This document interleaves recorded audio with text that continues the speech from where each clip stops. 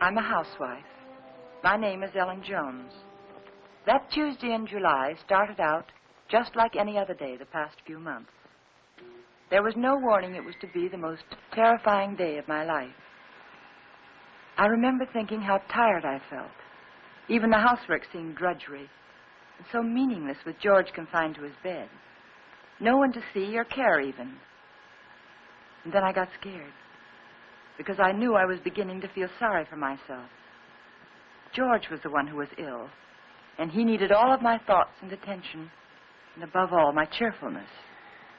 I tried not to think about us, about George, how he'd changed. I told myself it was just my imagination, that things would be different when he was well and strong again. Then I thought I heard him call. George, did you call? George, are you all right? Yes, Ellen. You want anything? Not now. I've just begun work on an insurance report for the office. Well, call me, dear, if you need me. Okay.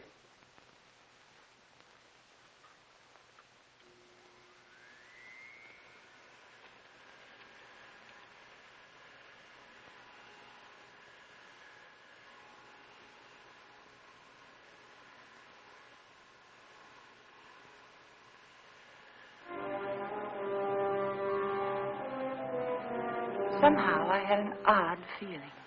There was something about George's voice. I found myself thinking about the first time we'd met. How different he was in those days. I remember I was sitting in Dr. Graham's office. We were talking. I played one game of checkers and 2 games of rummy, and I'd written letters to a wife, a mother, and a sweetheart, and I listened for a half an hour to a homesick young ensign from Texas. He was awful cute. Now, what else can I do to help boost the morale around here, huh? You could go out to dinner with me. We'd get about halfway through the soup, and you'd get a call from the hospital. You're right. Mm-hmm. I guess my courting will have to wait till after the hostilities. There's a compound fracture down the hall who's waiting to see me, but I'll be tied up for a while. Oh? They tell me he's feeling blue. You see, his wife's expecting a baby in a minute. And I think he could stand some cheering up. It's practically done. See you later, Ed. Oh, I'm sorry. They told me I could find Dr. Graham in here. You ought to be along any minute. Why don't you come on in? Sure, thank you. Are you a patient here, sir? In a naval hospital? No. I'm just a friend of the doc's. Flew in last night with the ferry command. The only thing wrong with me is a double-barreled hangover. Too bad. Dr. Graham will be detained, so I'm taking you for an airing. And maybe he doesn't want to go for an airing. He doesn't. There's nothing a woman likes better than shoving a man around.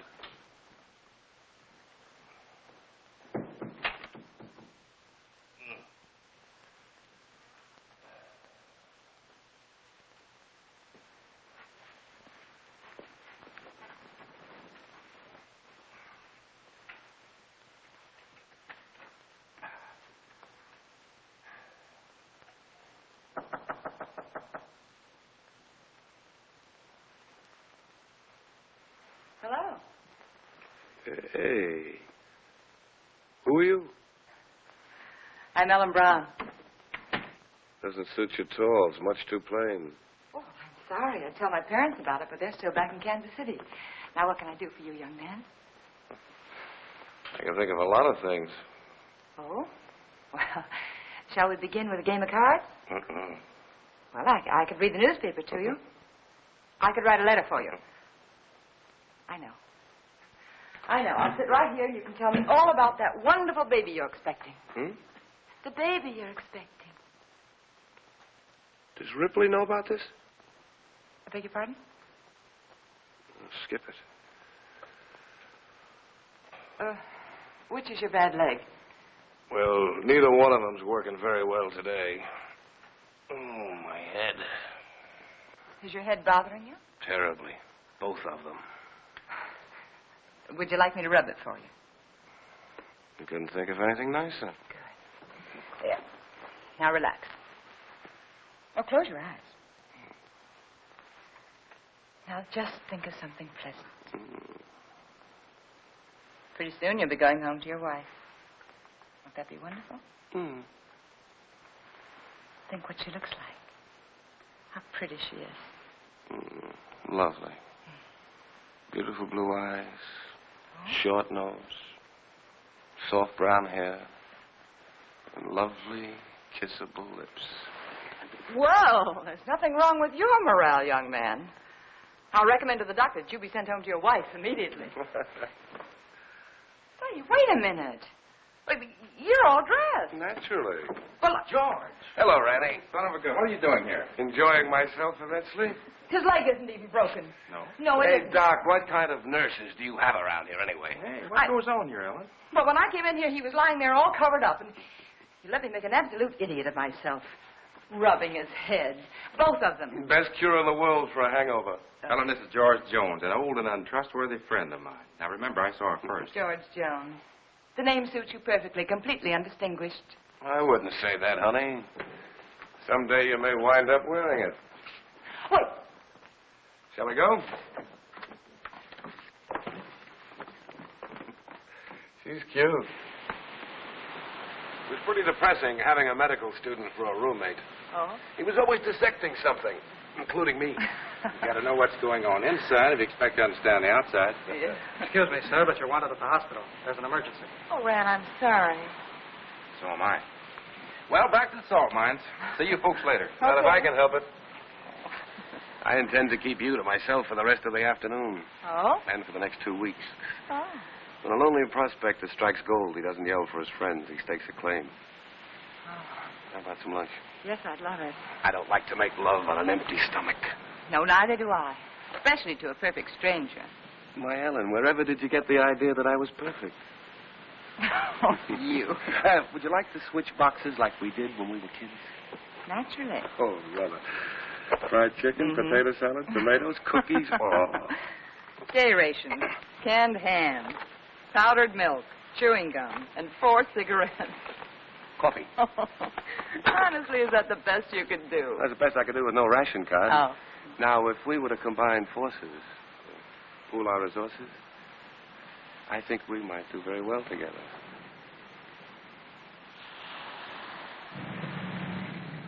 Here we go. Bye, George, and good luck. Thanks, man. Goodbye, darling.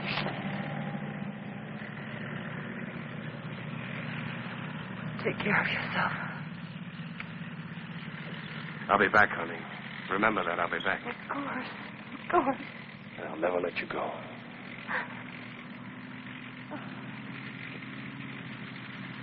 Goodbye, darling.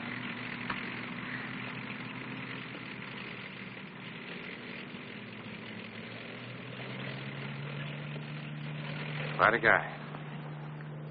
Yeah, quite a guy. I'm going to marry him, Rand. I'm going to marry him just as soon as he gets back. I figured as much. Are you sure he's right for you, Ellen? Oh, I don't know. It isn't something you think about. It's just something you feel. You know, you can't do anything about it. I know what you mean, Ellen. The guy with wings, as is all over us fellas who walk around down here.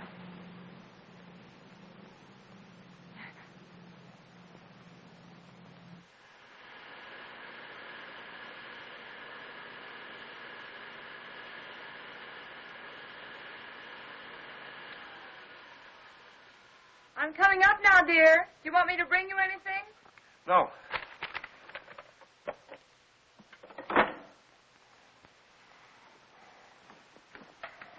You all right? What is it? What's the matter? Get a doctor. Here, take No, not that. Get a doctor. Another doctor, not Graham. But I have to, dear. He is your doctor. Don't argue with me. Don't call Graham. Get another doctor.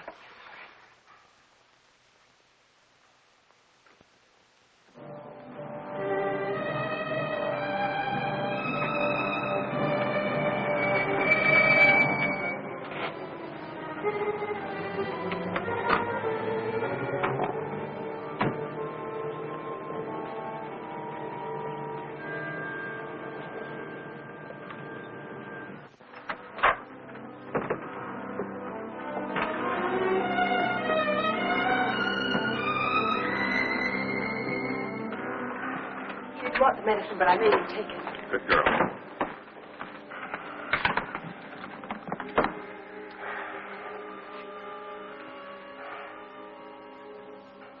Still ticking. Sounds pretty good. You're evidently feeling better than when Ellen called. What time is it? 9:05, dear. Took you a long time to get here, Annie. Oh, I know it seems like it, but he came just as soon as I called him. How long did it take? About 20 minutes. Fortunately, Ellen caught me as I was leaving on another call. Yes. Is there some alcohol in the bathroom? Yes. 20 minutes. I got that pain over 45 minutes ago. Why did you delay it? I didn't, dear. I lost a lot of time trying to get another doctor. But you needed him so badly, I had to You go. know best. You always know best nowadays, don't you, Ellen? No, it isn't that. I just knew that he'd come sooner than anyone else. He's our friend, George. I was better already. Rennie, let's not kid each other. We both know where I stand. My own insurance company wouldn't put a nickel on me. Now, look here. All of us in that same boat. Automobile taking an unexpected turn, a brick falling from a high building, heart condition like yours. They're all hazards, but that doesn't necessarily mean they'll ever happen. Think of all the chances you took during the war. You didn't worry about them. Came out feeling better when you went in. Now, the only thing you have to do is lie here in bed and let us help you get well. Isn't that right, Ellen? Yes, that's what I keep telling him. You're lucky in many ways, George. You have a wonderful wife. She's developed into a fine nurse. I don't think I'll be tying up her exclusive services much longer. Now, you've got to cut out this way of thinking. Yeah, I know. Would you mind, Ellen? I'd like to talk to George alone. No, of course not. I'll be across the hall if you need me. Those were pretty morbid things you were saying in front of Ellen. Has she complained? Certainly not. But you got to think of her, too. She's looking a little worn. Now, when you get these ideas, try using a little mental therapy. Next, you'll be telling me I ought to see a psychiatrist. Might be a very good idea. You doctors are all alike. You can't cure a patient. You tell him it's all in his mind. I'm trying to help you, George. You know that. I'll drop in again this afternoon. Maybe we can talk this thing out. Yeah, maybe we can.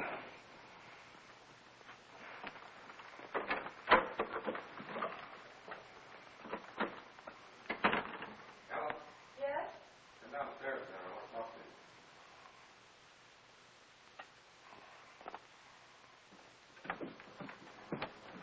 Ellen, did anything particular happen to upset George this morning?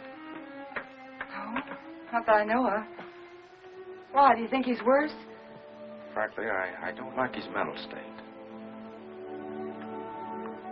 Well, I think maybe it's just the hot weather. Depresses him. He's been a very active man. It's natural for him to be depressed, but Yes. when a man's at a low ebb mentally and physically, he's prone to all sorts of imaginary fears. Yes, I know. I'd feel better if he were in the hospital for a while. No, I don't think so. Well, you want what's best for George, don't you? Well, of course, that's just it. I think it would upset him terribly. You see, he doesn't seem to want anyone else around him except me. Well, this morning he didn't even want me to call you. Oh, it isn't that he's disloyal, Ran, or has lost confidence, but lately he seems to have taken these sudden dislikes to people. Look, Ellen, Yes. you and George aren't just patients, you're friends. George is up there brooding, and I don't like it. Could develop into something serious. If you won't send him to the hospital, I want you to have someone here to help you. I'm sure you know what's best, Ran, but honestly, I don't know how George will take it. Well, he doesn't even seem to want his aunt around anymore. Ellen, I don't think it's wise for you to try to handle this alone any longer. You're stressed to the breaking point already. I'll take it up with George this afternoon. All right. I better get back upstairs. No, Ellen. Let him relax for a while. Oh, all right. Give the medicine a chance to work. Yeah. I want you to relax, too.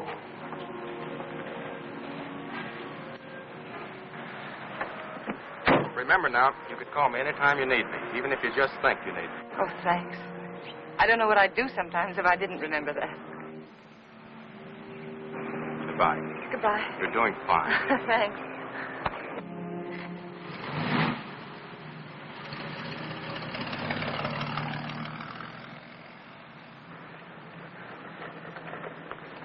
Stand where you are.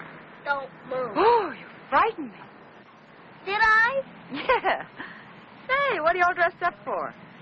And where did you get that beautiful new tricycle? It's not a tricycle. It's a horse. Oh? Palomino. My grandpa gave it to me. Oh, he did? Well, it's beautiful, Billy. I'm not Billy. I'm Hoppy. Hoppy? Now, who's Hoppy?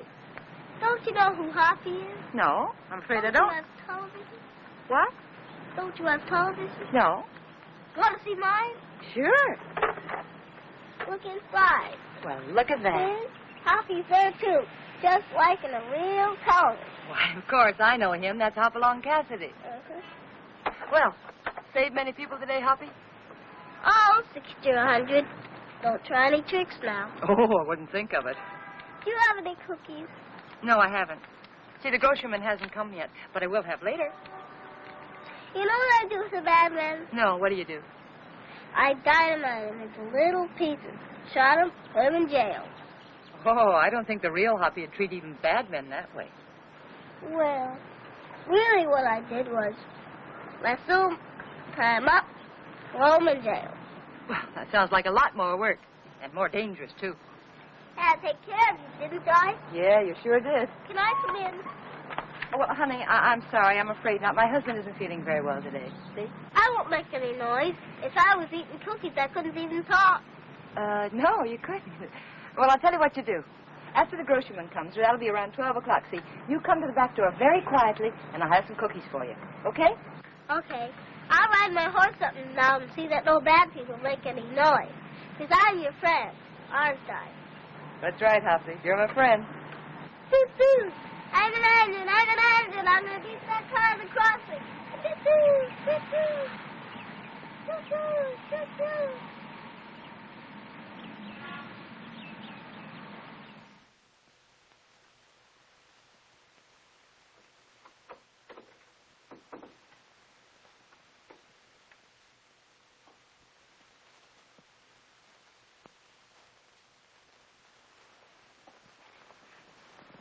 Well, George, you weren't out of bed just now, were you? No. Oh, it must be the heat. I could have sworn I saw somebody so right... long? What, dear? It took you so long.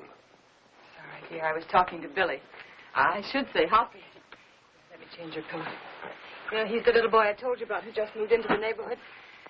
The one with the glasses, you know. Oh, he's an awful sweet little kid. What were you talking to Rennie Graham about? That's what I'm interested in. We were talking about you, dear. He thinks you worry too much about yourself. I didn't. I don't know who would.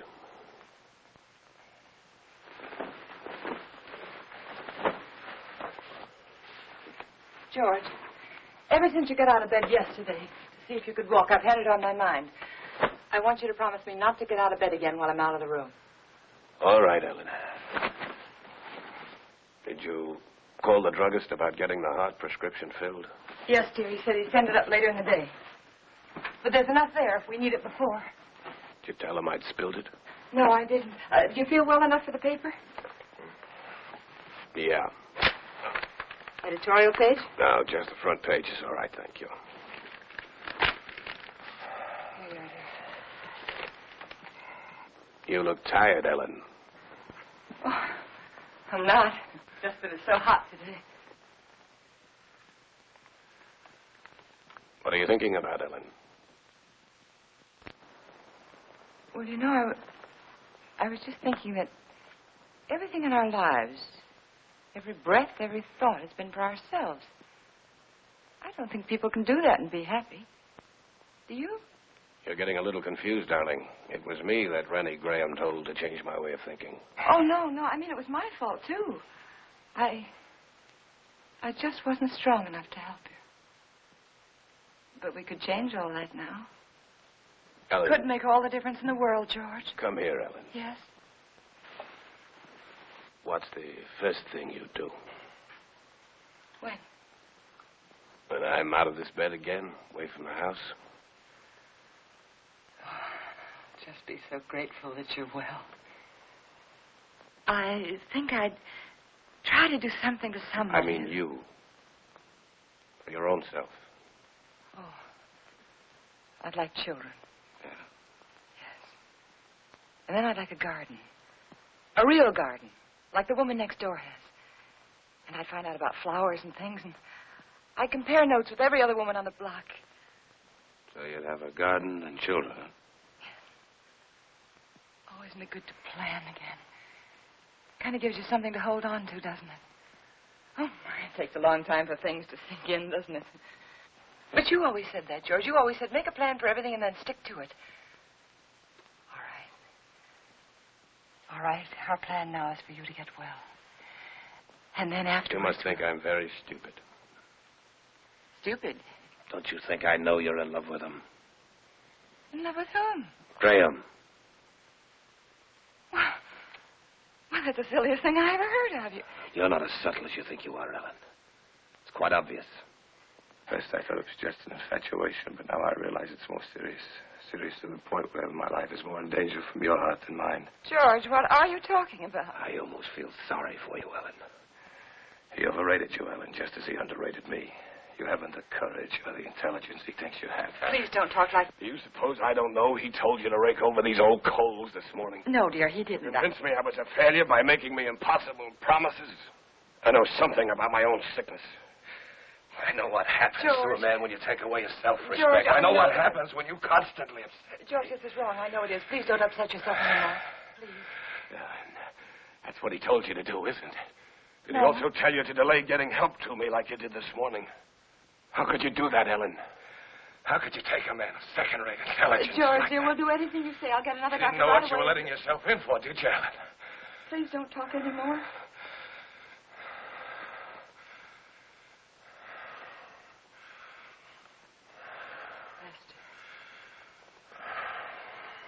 Rest. Oh, George, you just couldn't believe those things you said about Dr. Gould. I don't even want to hear his name.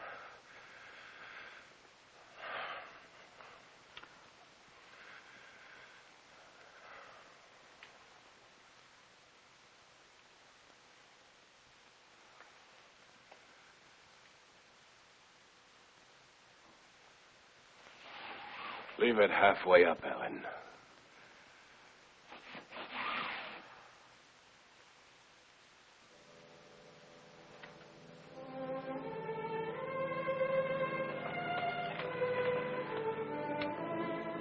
I was so hurt I could hardly keep from crying. But again, I reminded myself that George was terribly ill and he didn't mean it.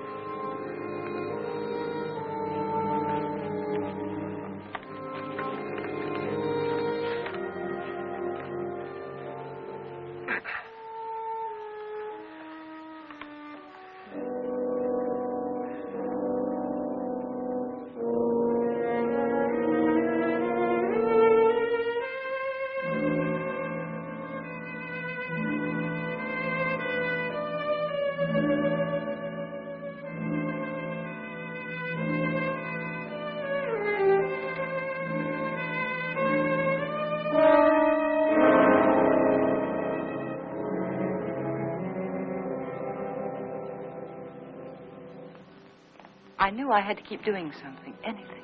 Anything to keep me from hearing George's words. He didn't mean them. He couldn't mean them. It was his illness, the heat. And when I took his lunch up to him, I'd be pleasant and cheerful as if nothing had happened. Hey. Oh, hi, Hoppy. What's the matter? Oh, you don't have to whisper now. He's awake. I was just fixing his lunch. Did you come for your cookies? Bobby's just left the bake, but I've already had my lunch. You're not begging. I want to give them to you. There you are. Take the tray. But Say, are you catching a cold in this weather? you sound just like my mom. No, I'm not. Oh. I could do something, too. Present for me? Uh-huh. Oh, Hoppy, how nice of it. I wonder what this could be. Oh. That's very nice. Are you sure you don't want to keep it yourself? We got a big television at home, a real one. This is just a pretend one. Well, I know it is, but it's very nice, and I want to thank you very much for giving it to me. Mommy says television's good for when you're sick. Daddy says it makes him sick. Oh. Mommy lets me look at television, so I stay in bed. Well, I think that's a very good idea. I'll have to tell my husband about that. Can I see him? I can play with him if he can't go outside. Oh, well, that's very nice of you, but I don't think he's well enough to see people, dear. I won't make any noise. I'll just eat my cookies and look. Well, perhaps in a week or two when he's feeling better, huh? Okay. My horse is sick. I gotta go see my horse. Okay.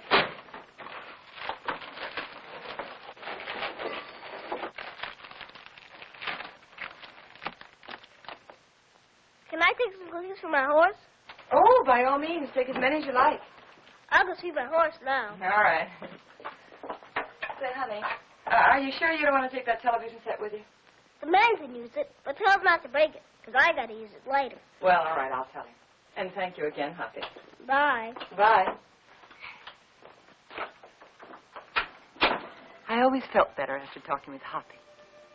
I wondered how he'd look without his glasses. It's a nice thing of that kid to do. Don't break it, because I have to use it again. George wanted his lunch. That was a good sign.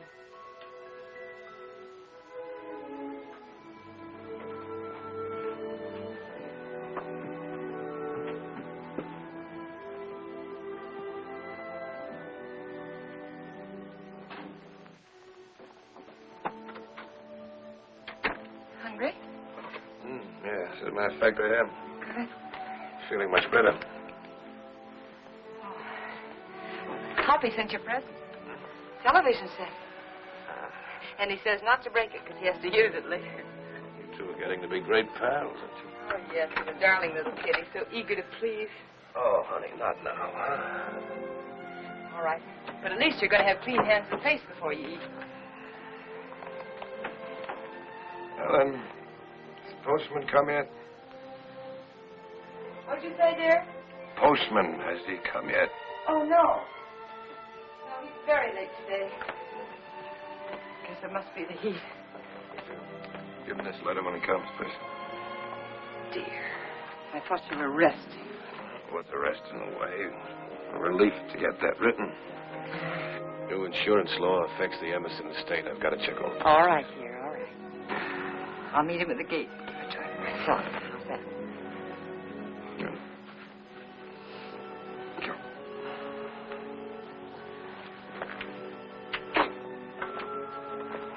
There you are. Looks good. Yeah, it is good. Oh, well, and better. Oh, sorry. And if you finish before I get back, don't try to put that tray on the floor. You remember what happened the last time? Say, you really wrote a letter, didn't you?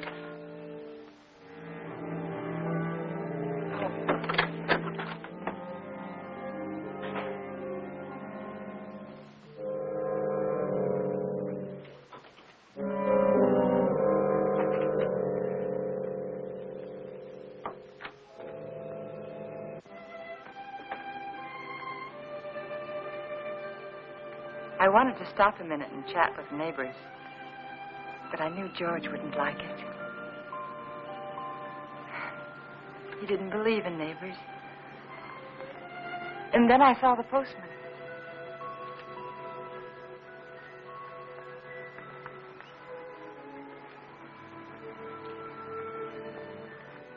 Yoo-hoo! When do you think this heat's going to break? Morning, Mr. Carson.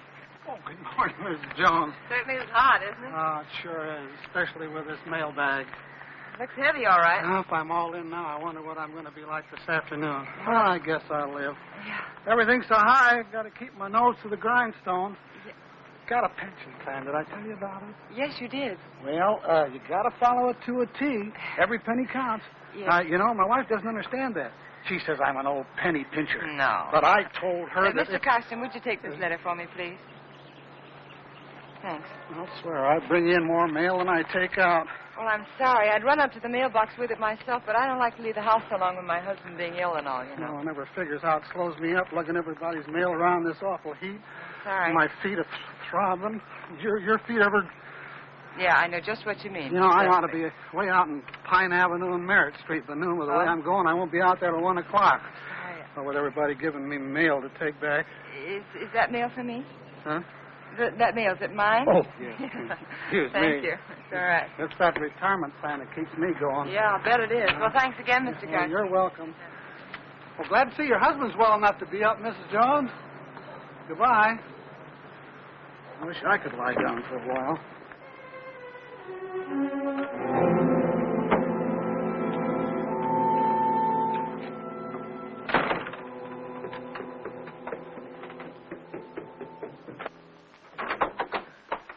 George, you were out of bed. And you promised me you I wouldn't. can't get into bed in my condition. But, dear, the postman said he saw you at the window. Did he, really? Well, no, he didn't actually say he saw you. But... Postman's got a touch of sunstroke. Yeah, me too, I guess. Hot wind certainly doesn't help much. You finished? It's very nice, thank you. I'm glad you got that letter off. Come over here, Ellen. Sit down.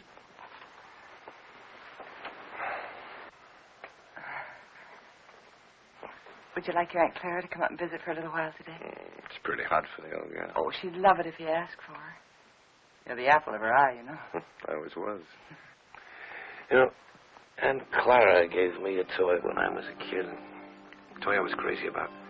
My mother used to tell her she gave me too much, but I can still remember that toy. It was a bottle with a small, absolutely perfect sailing ship built inside of it.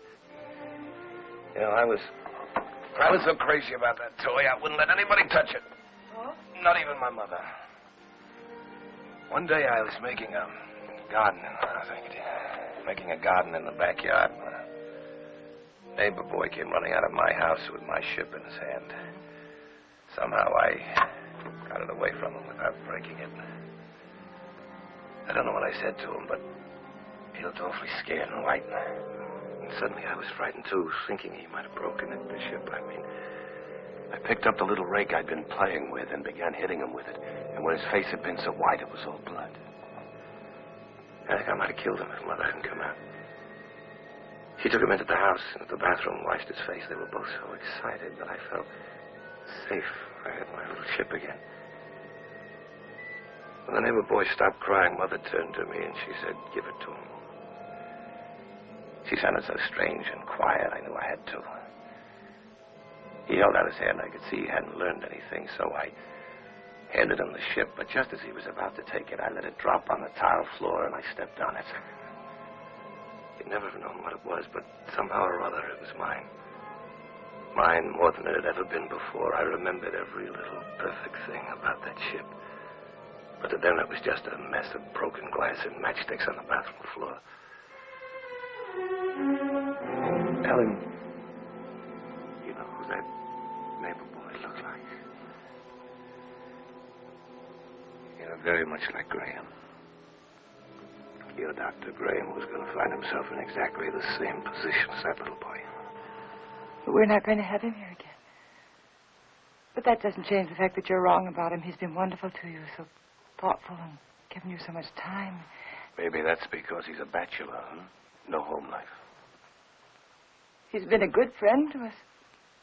Ellen, time's limited, so you must listen carefully. Randy Graham may have you, all right. But he'll be disappointed with what he gets. George, please.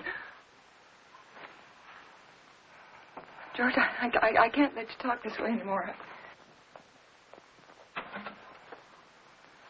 I'll fill this up.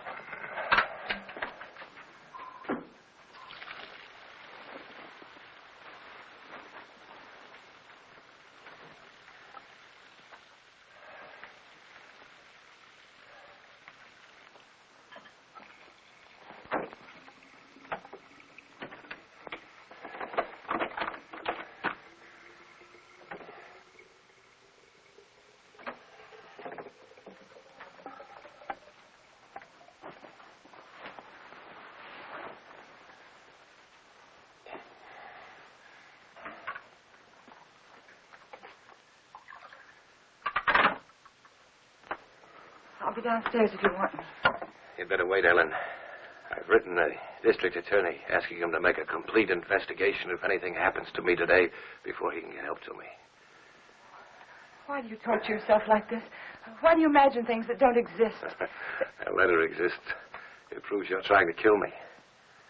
But I'm not. I'm not. If I can't help you, George, then I'm going to get someone else in who can. It's not me that needs help now, Ellen. You gave that letter to the postman yourself just a while ago. Yes? Yes, I gave him the letter, the one that you wrote about insurance policies. I knew you wouldn't recognize a district attorney's name if you saw it. Nobody ever does. Isn't that strange? Everybody knows there's a district attorney, but nobody ever knows his name. We are going to get someone else in, another doctor, because this is all in your mind. My mind is fine. Just to reassure you on that point, let me tell you that letter was about insurance. I told the district attorney how much insurance we had on each other's lives. And if either one of us died, the other would do very nicely for the rest of his life, or her life very comfortably indeed. Oh. I also told him how you and Dr. Graham, how you were working together to aggravate my condition so it wouldn't look like murder. George! I also told him how you were gradually giving me overdoses of the heart medicine. But that isn't true. Anyone would know that isn't true. Would they? Why is that bottle almost empty, huh? We only got it the other day. Well, you told me that you spilled it on the tray. You told me that yourself, George. You didn't tell the druggist that. Oh, Mr. Phillips will make an excellent witness against you, Ellen. He'll be the first if anything happens to me. And let me tell you, there'll be others. The letter takes care of everything. The druggist, the medicine, the doctor. He's in it, too. Oh, you've implicated your old friend Graham, you know. Nothing's going to happen to you. I don't know whether you're doing this to frighten me or not, but I'm going downstairs and get that letter back from that postman. You're not going anyplace anymore, Ellen. Because I'm going to kill you. I decided that definitely this morning.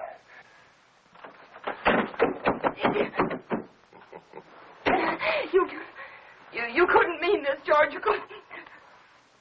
George, you know I wouldn't hurt anybody. Anybody, much less you. George, think. It's me. It's Ellen. It's Ellen. But you did want to be rid of me. It was in your mind. That's why you feel so guilty, isn't it? No. The letter will take care of Graham. I'll take care of you myself. I'll make it look like self-defense. Please don't. There are just too many things against you, Ellen. You used to say that you were lonesome until you met me. George. George, you love me. I loved you, George. And since I've been sick, since he's been coming to the house, you've hated the sight of me. No, I haven't.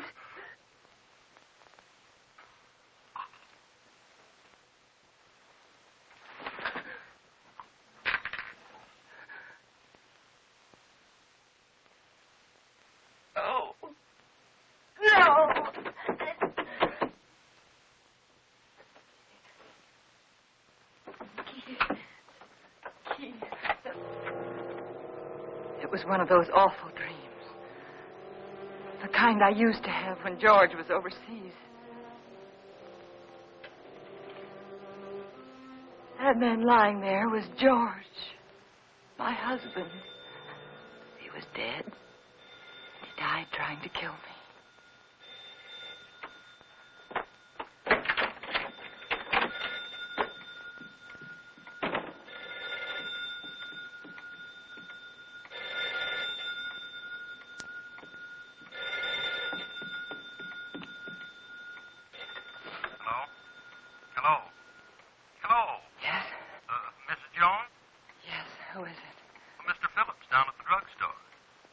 What is it that you want, Mr. Phillips?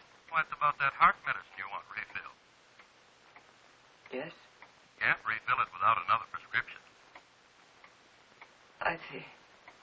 We'll just let it go. Let it go? That is, until I talk with Dr. Graham. Oh. By the way, Mrs. Jones, according to my records, you got that prescription filled just the other day. But my husband knocked that bottle over on the tray and spilled it. Oh? You didn't tell me that when you called before.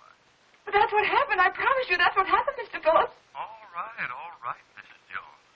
You don't have to promise anything. I didn't tell you before because I didn't think it was necessary. Well, it wasn't.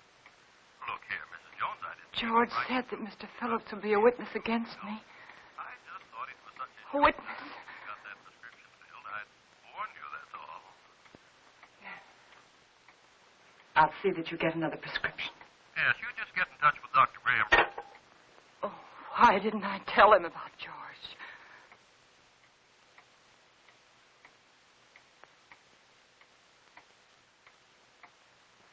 That letter. I had to get that letter back. I couldn't tell anyone about George until I got that letter back. I could feel the woman next door watching me. Maybe she'd be a witness against me, too. She could tell them how I ran out of the house and then back in again. How strangely I was acting. It wouldn't matter what she thought if I could only get that letter back. I tried to think, which way did he go?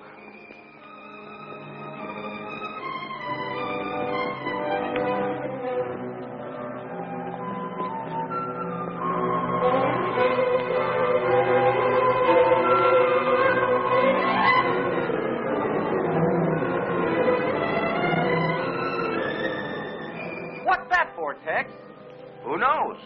The heap needs everything we can put in it. Yeah, but what'll it do? Who cares? Pardon me. Can you tell me, did the postman go by here yet? The postman? Yeah. Yeah, old Oddball found his way through here a little while ago. Oh, which way did he go, do you know? That way. Oh, thanks. Yeah, up that way towards Merritt Street, you know. Yeah, I know.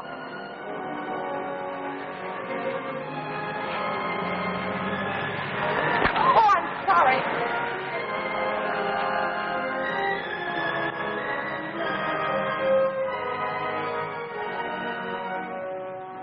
That's right. You know, every time I go home at night, I always tell my wife, Laura, if it wasn't for that pension plan of you, I just never get up. I just drop in my tracks one of these days, and that'd settle it. I just never get up anymore, and that's all. You know how it is. Hello, when Mr. you Carson. See you later, Joe. See you later, Mr. Well, Mrs. Jones, what are you doing out this way? I was visiting a friend. Oh, that's nice. I wish I had more time for visiting. But by the time I get home at night, I can just hardly make it up the stairs. I tell Mr. my Carson, wife... remember that letter I gave you this morning? Yeah, I suppose so. I'll pick up funny letters. Why, what about it? Well, I know it seems silly, but I mailed it by mistake. It wasn't even finished. Yeah. Now, what did you do that for? Well, I don't know. I guess I was just so busy. Finish it up and mail the rest of it tomorrow. They'll get it in 2 installments. Now, you wouldn't want me to do that. But may I have the letter, please? First, I pick them up and carry them around for miles, and then they want them back again. Well, I'm sorry, but you can understand why I wouldn't want it to go out unfinished. Yeah, I guess so, but all these delays count. Keep me on my feet longer than I ought to be. Well, it won't be much trouble, will it? Yeah, here it is. Thank you. Now, look, you shouldn't have given me this letter in the first place. Why? Giving me this letter is just like putting it in the mailbox. Now, you wouldn't expect to get this back from the mailbox, would you? No, but surely you can make this a session. After all, Isn't this fellow the district attorney? Yes. Yes, my husband read about some graft in the newspaper, and he wrote to the district attorney about it. Oh, your husband wrote the letter. Yes. Thought you said you wrote it. Well, what's the difference? He's my husband. Oh, it makes all the difference in the world, Mrs. Jones. But why? It's one of our strictest rules. We can't return a letter to anyone except the person who wrote it. But, Mr. Carson, my husband's sick. You know that, and he sent me to get the letter back. Yes, I know that. Oh, don't be so obstinate. You know it's all right. He's sick. Give it to me. Obstinate. Now, how do you like that? After standing here patiently and all this heat trying to reason with you. You're the one that's being obstinate. You don't seem to realize it's against the rules. Well, what do you care if it is against the rules? I have to care, but you don't. You're not the one who'd get fired. Oh, I'm sorry. I'm very sorry, Mr. Carson. I forgot what it means to you. Your responsibility and all. It must be this terrible heat. Please. I know how anxious my husband is to get that letter back. It was my fault. You see, I mailed it by mistake. He's awfully upset with me. He's very angry with me, Mr. Carson. Couldn't you please help me? Couldn't I please have the letter back? Well, tell what I'll do. Yes? I'm all through the route until this afternoon's delivery, and since it's so important, like you say... Oh, it is. Well, if you'll give me a lift back to town in your car so as I won't lose any more time... I will. I'll go over to your house with you right now and give the letter to Mr. Jones personally. No, you can't. But, Mrs. Jones, this way I'll be sticking to the rules and your husband will get his letter back. But my husband didn't sleep last night. And he fell asleep just before I left, and I wouldn't want to wake you. Trying to do the right thing by everybody concerned. But it seems to me you don't want to cooperate, and I'm not going to risk losing my job for anybody. I'll try to understand. No, I can't talk about it any longer. Can't waste any more time. Do you want me to take the letter to your husband personally, or don't you? No. All right, then I'll take it to the post office like I'm supposed to. You can go down there and get it from the superintendent. Superintendent? Yeah, he's got more authority than I have. Maybe he'll give it to you. I see. But you better not waste any more time. Once I bring the mail in, they send it out right quick. Oh. Once it leaves the post office for delivery, nobody can stop it. The post office downtown? Yeah. Yeah, thanks. Oh, Mr. Carson, how do I get there? The shortest way on. Right on down the boulevard, shortest. You can't miss it. Thanks. How much time do I have, do you think? Oh, about 2:30, maybe a little before. Thank you.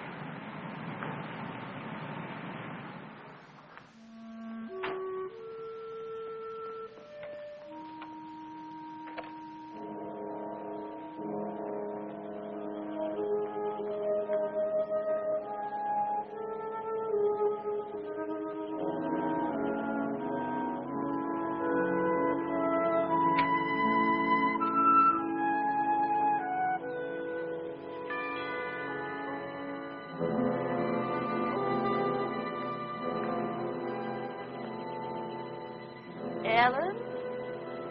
Ellen?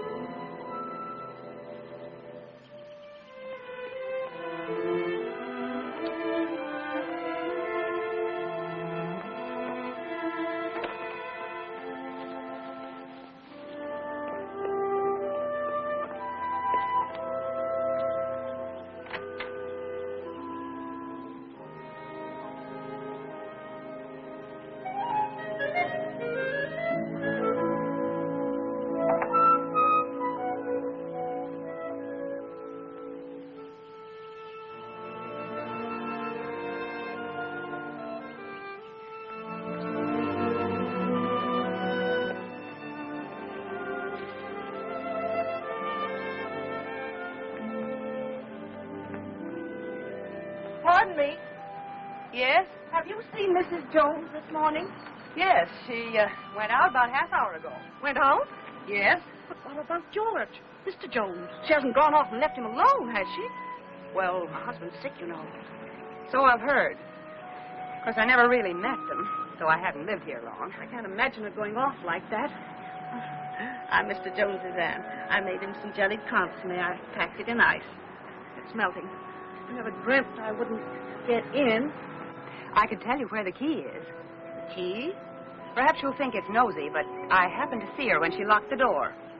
Well, isn't that good of you? The front door? Yes, it's right over there, above the door. Thank you.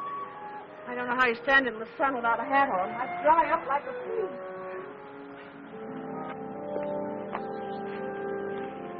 The top of the green shutter, the far side of the door.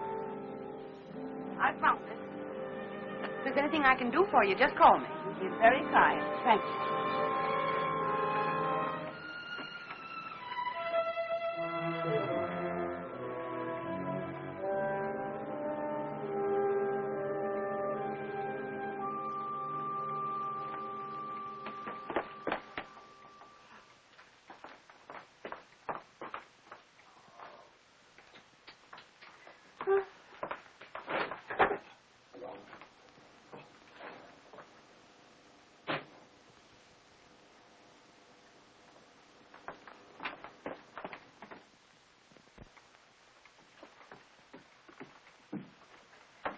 Hey, Clara. Ellen, where have you been? Have you been upstairs? Well, I was just going up.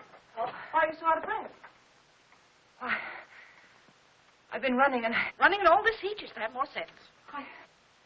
How did you get in, Claire? I found the key on the ledge. There, look at that. Stripped right down my dress. Now it's ruined. I was worried half to death. I thought something had happened. Happened? I've never known you to go off like this. How's George? He's all right. Well, I even rang the bell. Just a jab. Is he taking one of those sedatives? Yes. Oh, people take too much medicine nowadays, if you ask me. When I was a girl, we had homeopathic doctors. Wonder whatever happened to them. Anyway, they gave you very little medicine, and all of it tasted good, even the tonics. And no Barbicils at all. Well, and I never seen you look so tired and worn out. Why don't you ask that doctor to give you something? I'm all right. Looks a little young to me to be a good doctor. But after all, if you and George like him so much, confidence is half the battle. Ellen, you look awful peaked. Ellen, you're not letting yourself go, are you, dear? Oh, I know I look terrible. When George fell asleep, I had some errands to do. And I'll get you some. I just thought I'd go and take care of them without bothering to change. You know how it is. You sure you're all right? Yes. Why don't you go upstairs and lie down for a bit, dear? Take a little snooze. It'll do you good. I'm not tired. Really, I'm not. Well, after all. Oh, Clara, I have so much to do today. Oh, sit down, Ellen. Lean back. Relax. You'll be on your back before you know it if you don't watch out. After all I want to do is to help. From now on, I'm going to have more time, too. Ellen, I forgot to tell you. I resigned. Resign? From the Helpers Guild after 15 years. I'm not helping anymore. I'll leave the kitchen door open, and then we can talk while I'm cleaning up out there, all right? Oh, might as well. You're so fidgety. Oh, Ellen, while you're on your feet, will you bring me a damp cloth?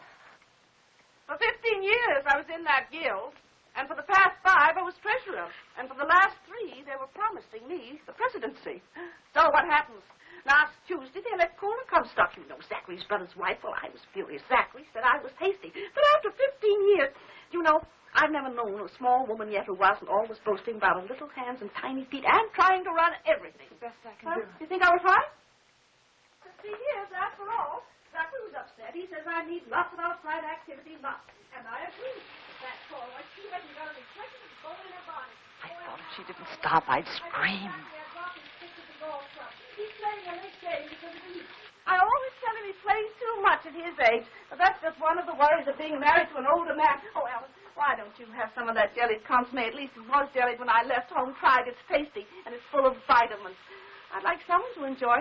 After all, it ruined my dress. Oh, I think I'll run up and pop in on George. If he's asleep, you can tell him later that I peeked him. Hey, Clara! Clara! What is it, Ellen? There's something I must tell you. Well, what is it, dear? What's the matter? Are you having trouble? Yes. I didn't want to tell you, but now I think that I must. Don't. Take my advice and don't. You'll only be sorry later that you did. I thought it was funny your being out like that and not going up to see George when you came in. But you don't understand. Yes, I understand. I'll just say goodbye to it. No, please don't. I didn't want to tell you this, but George said that the last time you came to see him, you upset him terribly. And he said to tell you that if you came again today, to tell you that he just couldn't see you. Upset him? You must remember he's ill. Upset him? Well, I've a good mind to tell him something. No, please! Oh, I wouldn't think of humiliating myself.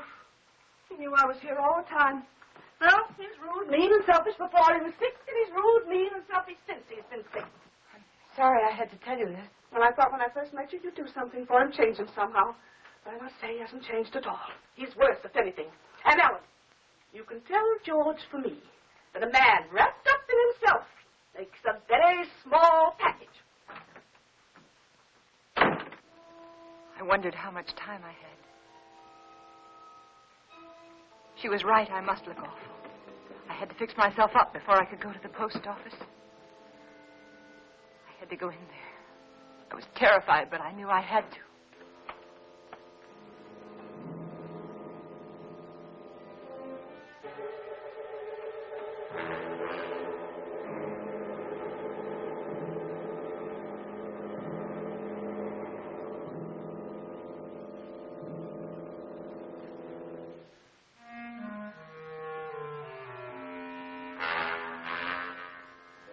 George, he was dead. I mustn't let myself think about it. I mustn't think about anything until I get that letter back. That letter that said I killed him. Maybe it was a dream. No, it wasn't. I must fix my face. I must look presentable. Like any other housewife making a simple request for a letter. A letter that was mailed by mistake.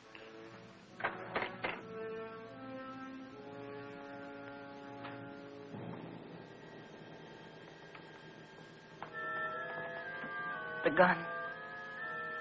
It was still in George's hand. Somehow I knew I shouldn't leave it there.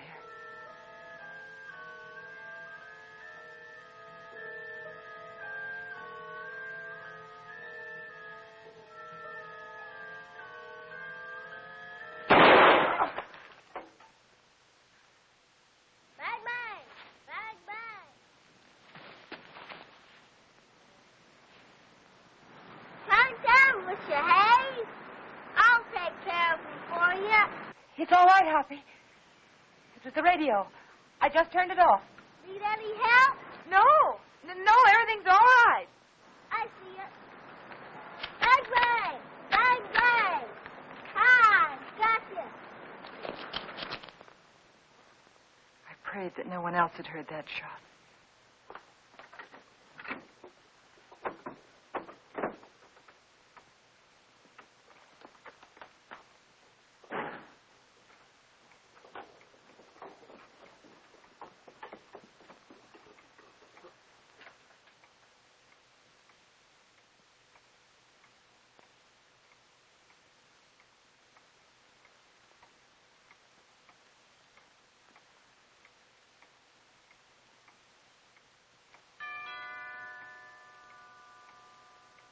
I thought perhaps if I didn't answer, he'd think no one was home and he'd go away. But he didn't. He just rang the bell again and then stood there.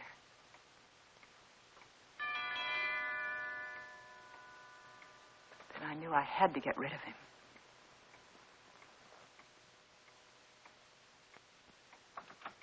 Yes? Good afternoon. I'm Mr. Russell. Yes? I'd like to see Mr. Jones. He's expecting me. Expecting? Yes. He telephoned me the other day. Well, there must be some mistake.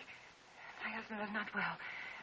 He isn't able to leave his bed. He told me he was ill, but he did telephone to be here this afternoon. Well, nevertheless, he isn't well enough to see anyone. It's a business matter, Mrs. Jones. I'm sorry. But the doctors forbid him to see anyone. He warned me that I'd get some resistance from you. He did? He explained that you were over-solicitous about his health, but that I wasn't to take you seriously. Oh. Your husband only wants me to authenticate some legal papers. I'm a notary. Won't take but a few minutes. I'm sorry. I've already told you he isn't well enough. He's had a relapse. The doctor just left here a few minutes ago. And he said he wasn't able to see anyone today. Not anyone. Well, I'm sorry to have bothered you, Miss Jones. Oh, that's all right. I'll leave my card. Perhaps you'll call me. Yes. Better. Yes, I'll call you. Good afternoon. Goodbye.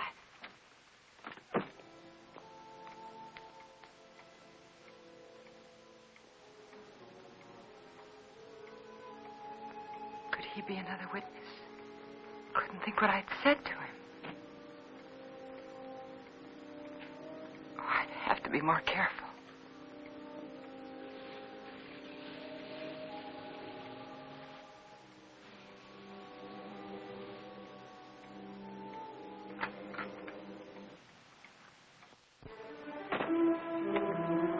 Suddenly I remembered what happened the last time. I had to be sure no one could get into the house.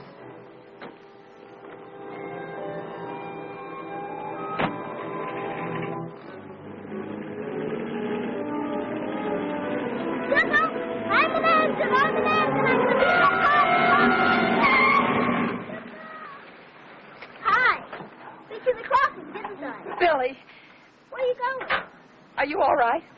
Sure. Can I go with? No, you can't. I'm sorry, I'm late. And for heaven's sake, be more careful, will you? Don't you ever do a thing like that again. Do you hear me? Okay. My horse ate up all the cookies. Well, I'll give you some more later on. After that?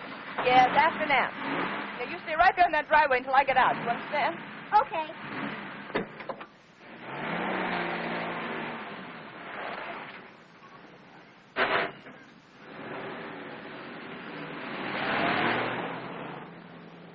All I remember about the drive downtown was I kept thinking, this time I must control myself. I must keep calm.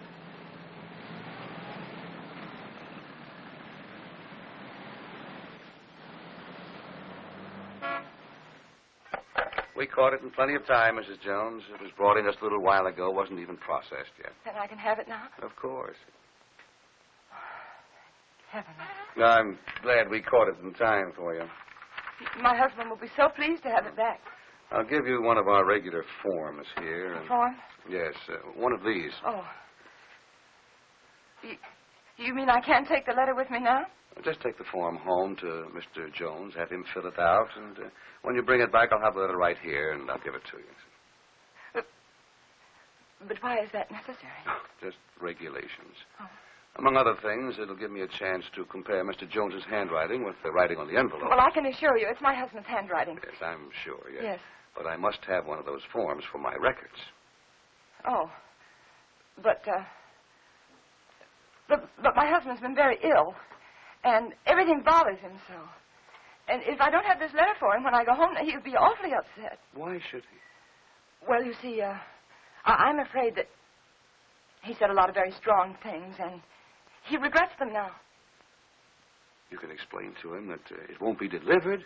It'll be held right here till the form comes back. Yeah, but it's so hard to reason with a person who's ill.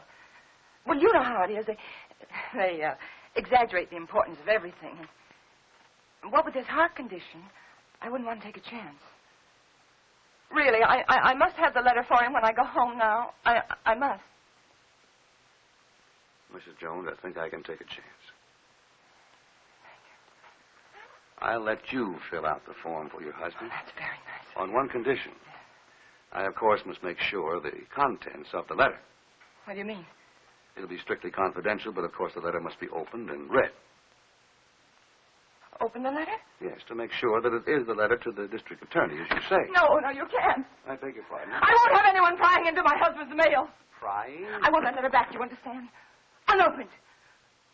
Mrs. Jones, I was about to tell you, if you'd let me finish, that I would call your husband for you. Explain the situation reasonably and ask his permission for you to open the letter, not me. I'm sorry. I'm very sorry. I didn't mean to say that. But you don't seem to understand. No, I don't understand, Mrs. Jones. And I have no alternative but to send the letter on through the distributor. Mr. Jones. Mr. Jones. I don't want to intrude, but I couldn't help noticing you all day long. I've had the feeling that something was wrong, and I'd so like to be able to help you. Oh, I know we haven't been too neighborly, but trouble's something else again. Can I help you? Is there something I can do for you? Of course, I know you're anxious to get up to your husband, so you run up and see if he's comfortable and settled, and then you come over. Or call me. I'll be waiting for you. She was kind. She might have been my friend.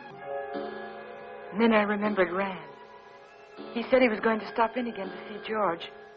I couldn't let him do that. He mustn't come here again. Ever.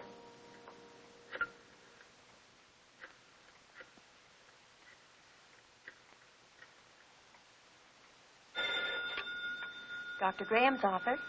Hello, this is Mrs. Jones. Is Dr. Graham there? Oh, he isn't here, Mrs. Jones. Can you locate him, please? It's urgent. If it's an emergency, I could trace him through his house calls. Please do. It's very important that Dr. Graham doesn't come here today.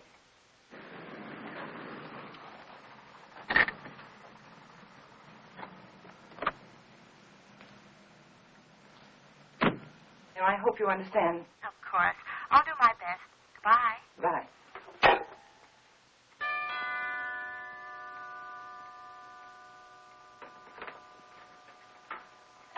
Doctor, I just called your office and I just told your nurse that Well, George felt he wanted to consult another doctor. And I did too. And he just left and I really think it would be better if you didn't see him again today. Oh? What doctor did you call? Oh, I'm sorry, I've forgotten his name. I called the lady next door for her doctor and she gave me his telephone number and, George liked him very much. I see. Yes. Is he a heart specialist? Yes. That is, I think so. Mm-hmm. What was his diagnosis? I don't know. But really, George is feeling much better. I'll call you tomorrow. Now, wait a minute. What's happened, really? Well, you see, after... No, please don't, please. go up there. It's better for everyone if you just don't go up there.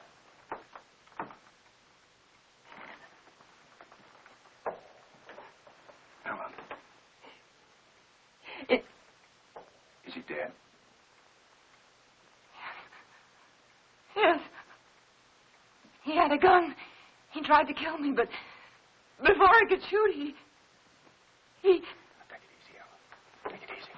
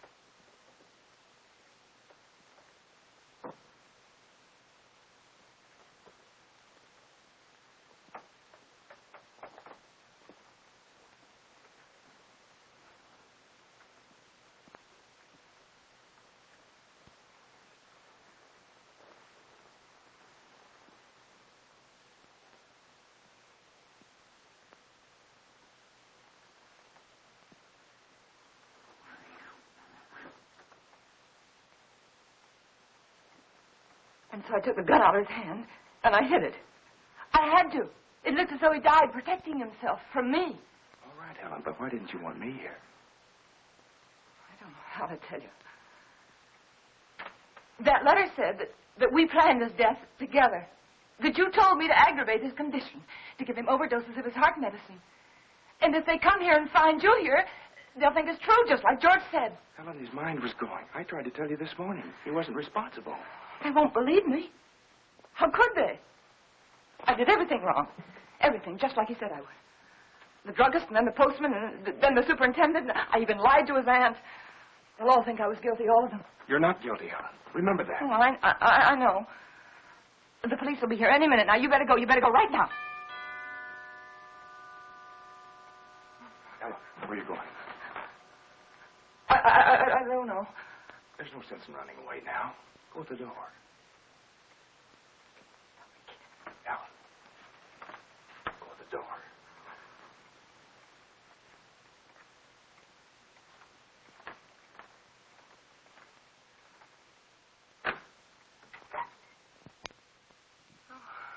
Hello, Miss Jones. I got a letter for you this afternoon. I didn't put it in the slot because, well, I guess I should feel kind of funny coming here like this after what happened between you and me this noon. But it's all right. I understand. Here's the letter you gave me to mail this morning. What? Surprised I didn't realize it at first, a thick letter like that and only one stamp. Those public officials like the district attorney won't accept postage due mail, you know. Insufficient postage? Yeah, they just won't pay the postage in these cases, and we have to return them to the senders. How do you like that? Not enough postage, and we have to deliver them twice. Yes. Crazy business. You know, some folks might think I'm stingy. I know these extra stamps cost only just a few cents, but yes, I understand. If I multiply you by everybody else. Yes, I understand. And thanks again for the letter, Mr. Carson. Oh, that's all right. Goodbye. And thanks again, Mr. Carson, for bringing the... Welcome.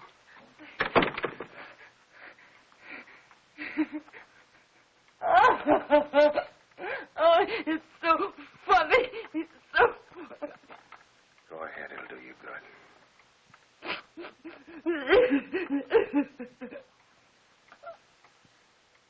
You know, I tried so hard to get... All right, Ellen. You've got it now.